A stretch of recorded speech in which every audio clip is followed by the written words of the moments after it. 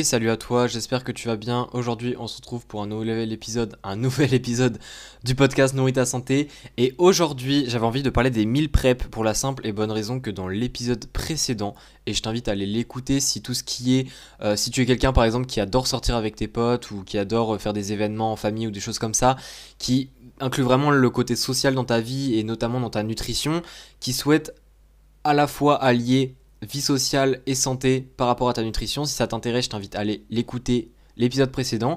Et justement, j'avais introduit dans cet épisode précédent l'idée de meal prep parce que c'est quelque chose personnellement que je fais et c'est quelque chose qui m'aide énormément à allier justement cette vie sociale qui est assez active de mon côté avec cet aspect en fait nutrition pour notamment les performances sportives dans mon cas, mais également pour la santé évidemment.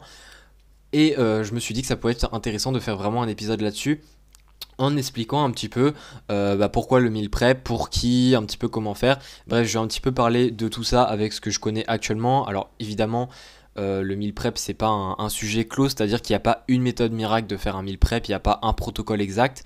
Personnellement, je vais te donner un petit peu mes conseils, un petit peu de ce que je sais, parce que c'est quelque chose que je fais depuis assez longtemps, même si je ne l'ai pas fait en continu, mais je le fais depuis 2-3 ans déjà, je pense, et j'ai testé, on va dire, différentes façons de le faire, donc je vais te partager un petit peu tout ça. Alors déjà au niveau des meal prep, qu'est-ce que ça veut dire? Bon, le nom est assez causant, mais c'est tout simplement le fait de préparer ses repas pour la semaine, généralement le week-end. Alors évidemment, c'est pas forcément ça, c'est-à-dire que c'est pas forcément les repas de la semaine faits le week-end. Ça peut très bien être les repas des 2 prochains jours faits un mercredi, je sais pas. Mais c'est, en bref, le simple fait de préparer tes repas en avance.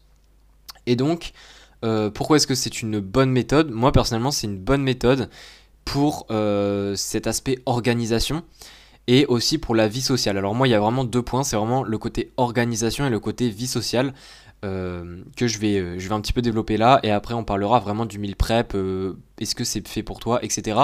Mais je pense que le fait que je t'explique un petit peu mes 2 raisons de pourquoi je fais un meal prep peuvent peut-être déjà répondre à cette question de est-ce que c'est fait pour toi, et tu vas un petit peu comprendre de quels sont au final les avantages du meal prep.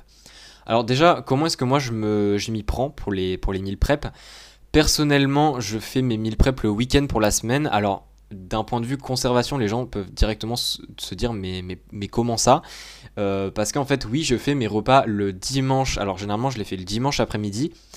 Je cuisine pendant 2 heures facile et je fais tous mes repas de la semaine jusqu'au vendredi. Alors, je fais pas le week-end parce que le week-end, je mange un peu. Enfin, je mange pas au feeling, mais c'est-à-dire que je cuisine le week-end. Et par contre, jusqu'au vendredi, alors le midi, je mange pas chez moi parce que je mange au restaurant universitaire. Mais le soir, je mange chez moi et donc c'est là où j'utilise mes meal prep. Donc je fais exactement 5 repas le dimanche. Donc, alors je pourrais expliquer un petit peu après comment je m'y prends au niveau de est-ce que je fais les mêmes aliments, etc. Mais là, je vais pas détailler tout de suite. Mais je fais 5 repas et donc effectivement au niveau de la conservation, eh bien en fait je considère que j'ai suffisamment de connaissances sur la conservation pour que en fait j'ajuste mes choix alimentaires, pour que j'adapte quel repas va être mangé quand, etc. De façon à ce que le repas du jeudi et du vendredi soient des repas avec des aliments, on va dire, qui se conservent bien, façon de parler.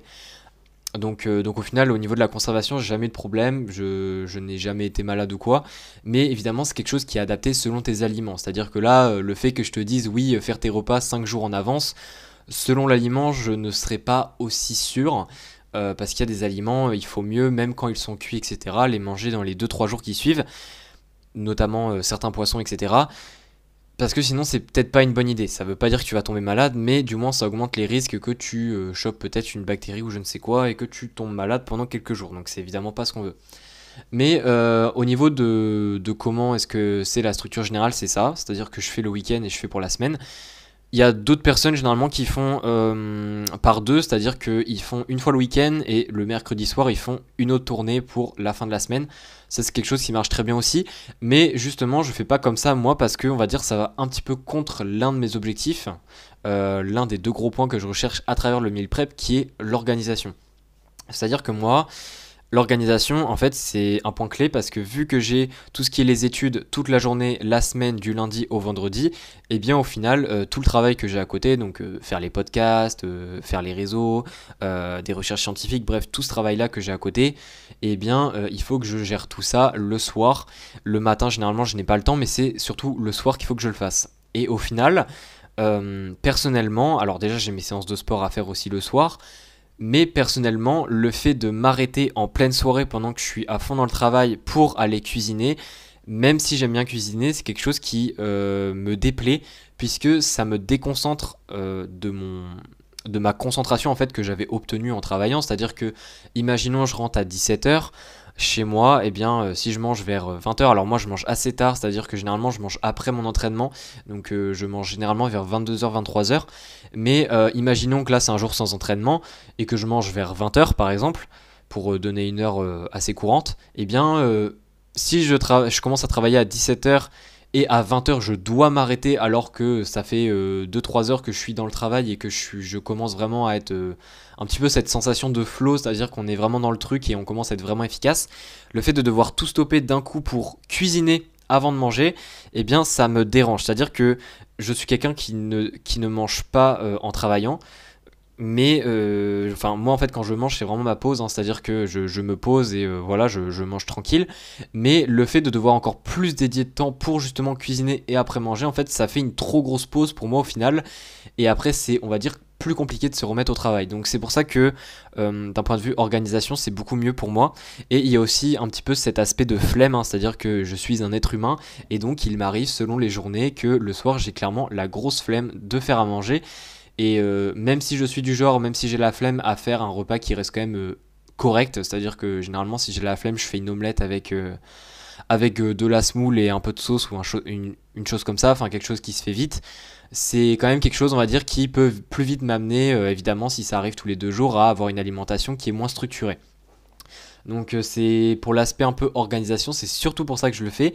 Et évidemment, il y a aussi pour l'aspect social, puisque dans mon cas, le fait d'avoir les repas directement préparés me permet, et c'est un petit peu lié au final à ce que je viens de dire, mais me permet de savoir à l'avance le week-end que la semaine d'après, je vais avoir une alimentation qui va avoir tous les aliments en question que je viens de préparer. Et donc, ça me permet en fait on va dire, d'établir un petit peu les nutriments, les aliments que je vais consommer dans la semaine pour que ça puisse être bien équilibré du lundi au vendredi.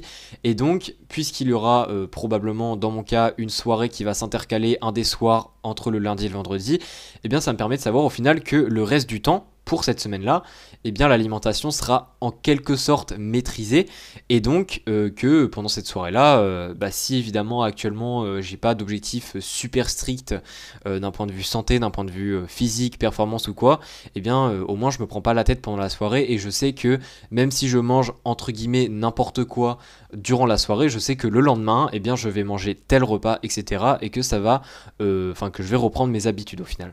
Donc là en fait c'est en soi, ça revient un petit peu au même que si on va à une soirée et le lendemain on redécide si on n'a pas fait des meal prep, de cuisiner à nouveau comme d'habitude. C'est au final la même chose, on pourrait se dire, mais d'un point de vue psychologique, je trouve que c'est pas pareil. Alors, je suis clairement pas quelqu'un qui est du genre à se sentir coupable ou quoi si je vais en soirée, mais je sais que pour beaucoup de personnes c'est le cas. Et je pense que les meal prep, ça peut être une bonne méthode pour t'aider justement à ne plus te sentir coupable en fait si tu vas en soirée, si tu sors et que derrière tu es quelqu'un qui prône une alimentation saine, etc. Puisque généralement les personnes qui prônent une alimentation saine, si elles sortent, elles se disent bah non, je peux pas sortir parce que ça va contre entre guillemets ma vision de la nutrition. Mais c'est évidemment totalement faux. Et je pense que le fait de faire des meal prep, ça peut, on va dire, un petit peu plus alors c'est pas t'encourager que je veux dire, mais un petit peu plus te rassurer, voilà, je cherchais le mot, un petit peu plus te rassurer sur le fait que t'inquiète pas, oui, il y a cette soirée-là, mais le reste de la semaine, tu sais déjà que ça va être calé parce que tu as tous tes repas préparés. Donc c'est un petit peu plus pour ça où je pense que ça peut avoir un intérêt pour la vie sociale. Alors au niveau de l'organisation, j'en ai déjà un petit peu parlé de comment ça se passe.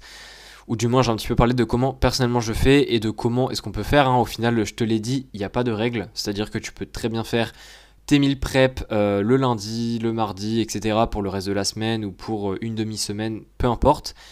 Mais évidemment, il y a quand même quelques petits conseils que je pourrais te donner. C'est déjà, fais tes meal prep durant une journée où tu as du temps. Parce que vouloir faire des meal prep trop vite, en fait, le problème, c'est que même si ça peut se faire, mais que tu as par exemple une plage horaire très petite, c'est que ça peut beaucoup plus vite t'amener en fait à, on va dire, cuisiner une très petite variété d'aliments. C'est-à-dire que, imaginons que tu as qu'une heure, et bien évidemment, c'est très peu de temps, et donc tu vas te dire, ok, j'ai pas beaucoup de temps, donc je vais faire que, par exemple, du poulet et des pâtes.